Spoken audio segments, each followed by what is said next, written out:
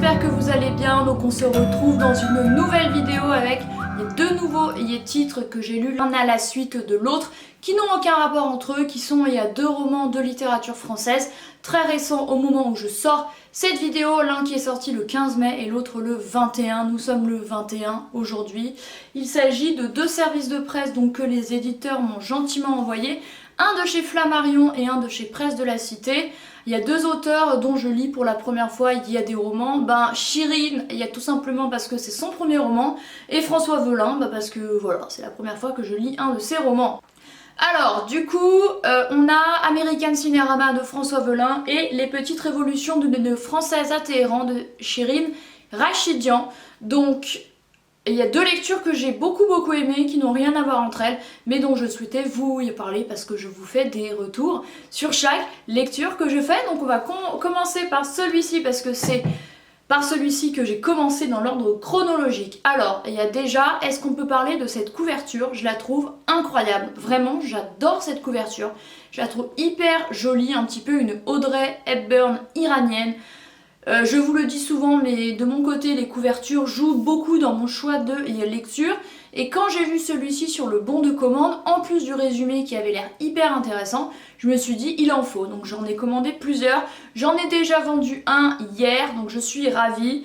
Et j'espère bien écouler ceux que j'ai parce qu'ils valent le coup. Et c'est une histoire hyper intéressante, traitée d'une façon assez différente quand on parle de l'Iran.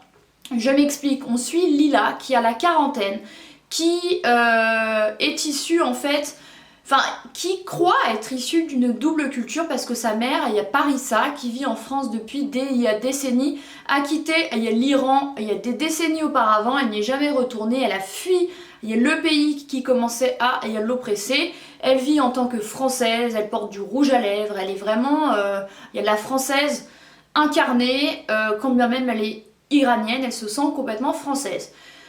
Elle pensait que son père est mort, qui s'appelle Alexandre, est mort dans un accident il y a deux voitures, elle pensait que c'était son père, sauf qu'en fait ce n'est pas son père, elle apprend qu'elle est 100% originaire de sang iranien, et elle se dit mais qui est mon père?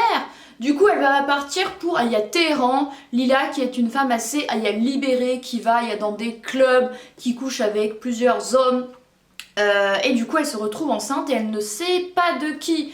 Donc il y a le début, j'ai beaucoup aimé parce que c'est assez léger, assez fun, assez drôle. Une quarantenaire libérée, une française qui fait ce qu'elle veut quoi. Jusqu'à ce qu'elle arrive à Téhéran où là c'est l'exact opposé. Donc elle ment à sa mère en disant qu'elle va à Istanbul et en fait elle va à Téhéran, ce pays dont elle a ses racines mais où elle n'est jamais allée, et sa mère lui parle très peu de l'Iran parce qu'elle veut vraiment oublier. Il y a donc à 40 et quelques années, elle va arriver en Iran pour la première fois de sa vie, donc forcément choc culturel, elle doit endosser le voile quasiment intégral. Ne pas traîner avec des hommes seuls, il y a plein d'interdits, vous vous en doutez. Il n'y a pas le droit d'écouter de la musique, entre autres. Les fêtes se font en secret sous le manteau et là ça se lâche, mais sur la fête, public, on n'a rien le droit de faire. Personnellement je trouve ça assez horrible, elle aussi, mais pourtant elle y va, elle se fait un petit peu arrêter à l'aéroport parce qu'elle paraît suspecte. On lui demande ah bon vous êtes française, qu'est-ce que vous venez faire là, on la prend pour une espionne, bref. C'est Lila qui va se confronter au choc culturel et social de l'Iran durant plusieurs semaines. Au début, elle devait y rester 2 semaines. Finalement, elle va rester plus. Elle va rencontrer son grand-père qui s'appelle Reza, qu'elle rencontre pour la première fois, qui tient un restaurant. Un homme assez ouvert, assez progressiste, sauf que son pays ne va pas du tout en ce sens. Elle va rencontrer la voisine de son grand-père qui est un petit peu le cliché de l'iranienne parfaite, bien cachée, bien couverte et qui n'ose pas se découvrir même en la compagnie féminine de Lila. Elle va rencontrer également Ali qui est un client du restaurant qui va lui faire découvrir un petit peu le vrai Iran sous ses diktats, sous toutes ces règles et ces lois qui oppressent ses habitants et surtout il y a les femmes. Donc Lila va participer à des fêtes clandestines, elle va vouloir même en être il y a l'investigatrice, enfin en créer elle-même et vouloir y a participé à l'émancipation de l'Iran et au fait que les Iraniens puissent continuer de vivre. Et là elle est un petit peu sous le choc parce qu'elle découvre il y a beaux jeunes hommes et des belles jeunes femmes qui ne demandent qu'à y a danser sur des airs américains. Mais voilà, en public, il n'y a pas le droit, donc elle va être un petit peu surveillée par la police. C'est son enquête pour retrouver son père, dont elle apprend l'identité, je ne vais pas vous en dire plus. Elle va s'inscrire sur un site pour retrouver sa famille, quoi, et elle va retrouver quelqu'un de sa famille qu'elle va rencontrer sous un faux prétexte avant de lui dire la vérité. Voilà, je ne vais pas vous en dire plus, mais c'est vraiment le choc de Lila, une femme complètement libérée, il y a dans un pays complètement fermé, dont ses parents viennent, voilà, pour en découvrir plus sur ses racines. C'est un très beau roman, et en fait ce que j'ai aimé, c'est que l'Iran, la situation de l'Iran, n'est pas traitée d'une façon dure, triste, comme souvent dans les romans qui parlent de situations comme ça très difficiles de certains pays, il y a du monde. C'est traité, donc forcément certains événements, certains éléments, situations sont un petit peu durs, mais ça va. Et le fait que Lila soit complètement extravertie, et libre et tout, et ça passe très bien parce qu'il y a des phrases, des répliques, il y a pensées vraiment très drôles qui contrastent avec la situation difficile du pays et qui apportent un petit peu de légèreté, j'ai trouvé. Et c'est la première fois que je vois ça dans un roman qui traite d'un pays comme ça, avec une situation aussi difficile. Je sais plus exactement ce qu'elle dit, mais elle a des réflexions, des remarques complètement un petit peu... je me dis, moi je serais dans sa situation, je ne penserais pas à ça, mais mais voilà, c'est super intéressant. Je lui mettrais un bon 9 sur 10, ça a été un vrai coup de cœur, je vous encourage vivement à le lire. Si vous souhaitez en savoir plus sur l'Iran et que vous souhaitez en découvrir un peu plus que ce qu'on peut en voir via les médias et les gros titres des journaux, il y a le vrai Iran. Voilà, et ce qui est drôle, c'est que hier j'ai discuté avec une cliente qui y allait plusieurs fois dans le cadre de son travail. En fait, elle organise des séjours et elle m'a dit l'Iran c'est un pays magnifique, les gens sont adorables, la nourriture est bonne, il y a plein de choses à visiter.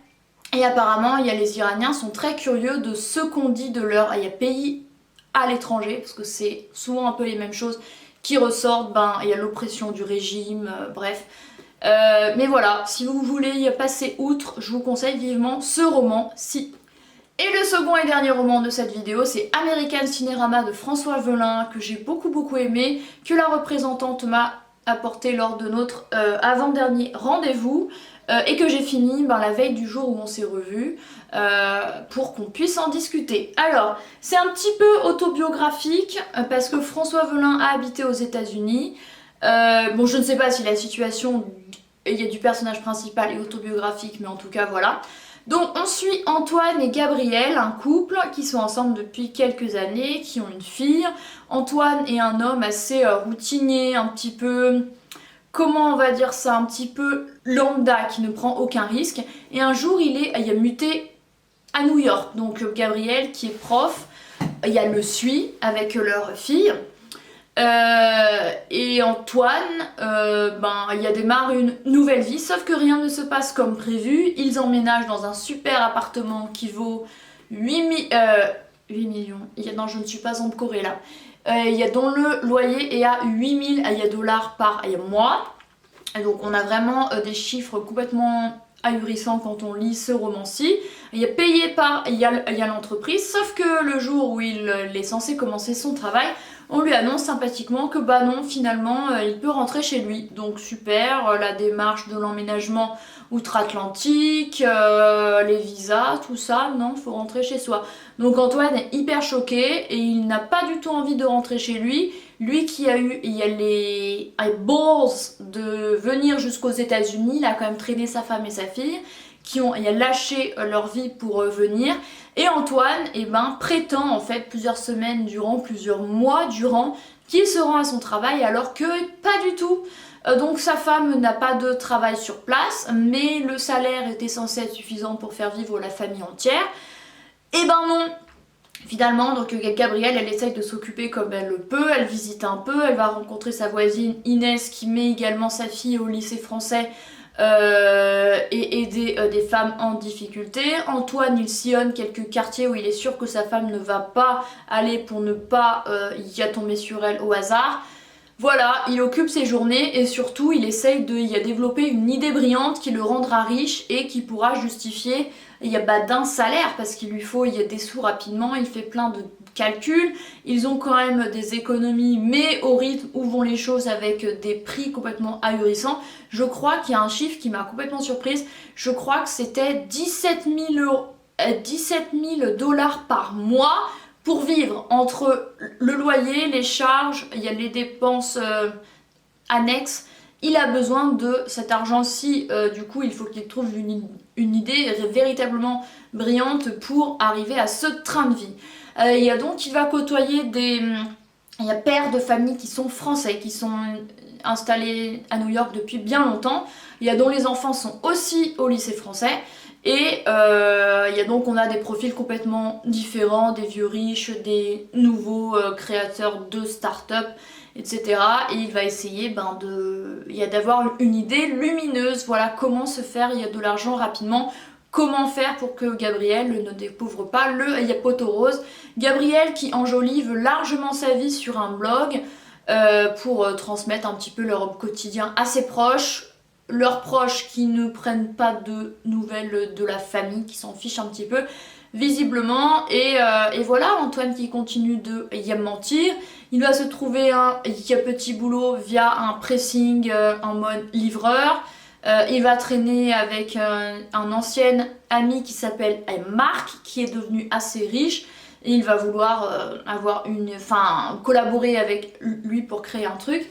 Voilà, donc ça se passe avant le Covid, il y a 2019. La famille est censée rester 3 ans aux États-Unis, c'est la durée du visa, sauf que il n'y a plus de visa, donc théoriquement ils sont illégaux sur le territoire. Et ça va être la vie de cette famille. Qu'est-ce qu'ils vont faire? Est-ce que Gabrielle va découvrir le poteau rose? Qu'est-ce que va faire Antoine? Est-ce qu'il va réussir ou pas? Bref, c'est hyper original, c'est hyper frais, ça fait longtemps que j'avais pas lu de livre qui se passait à New York.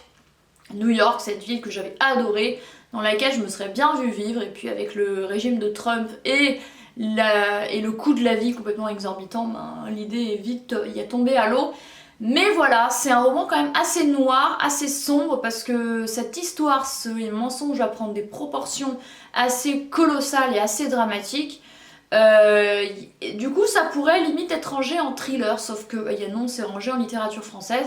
Mais voilà, c'est un vraiment bon roman, prenant, dont on a réellement envie de savoir la fin, raison pour laquelle je l'ai lu assez vite, en 48 heures, et parce que je voulais vraiment savoir ce qui allait arriver à Antoine. Est-ce qu'il allait comme ça s'enliser dans ce mensonge, ou est-ce qu'il allait dire à sa femme bon, on rentre à Paris, j'ai eu tort d'insister, au revoir. Voilà, je pense que je lui mettrais un bon 8,5, 9 sur 10 également, il est vraiment cool. Et bien écoutez, voilà, c'en est tout pour cette vidéo de 2 titres que j'ai lus récemment. Donc il y a 2 rangées en littérature française sortis récemment au moment où je sors cette vidéo. Si vous souhaitez en savoir plus sur l'Iran, ce sera celui-ci. Si vous souhaitez un roman qui parle des États-Unis, qui parle en mode un petit peu roman noir, il y a d'expatriés, ce sera plutôt celui-ci. Merci d'avoir regardé cette vidéo, j'espère qu'elle vous a plu, n'hésitez pas à lui mettre un pouce en l'air et à vous abonner. Merci d'avoir regardé celle-ci et on se retrouve comme d'hab très bientôt dans une nouvelle. Bye!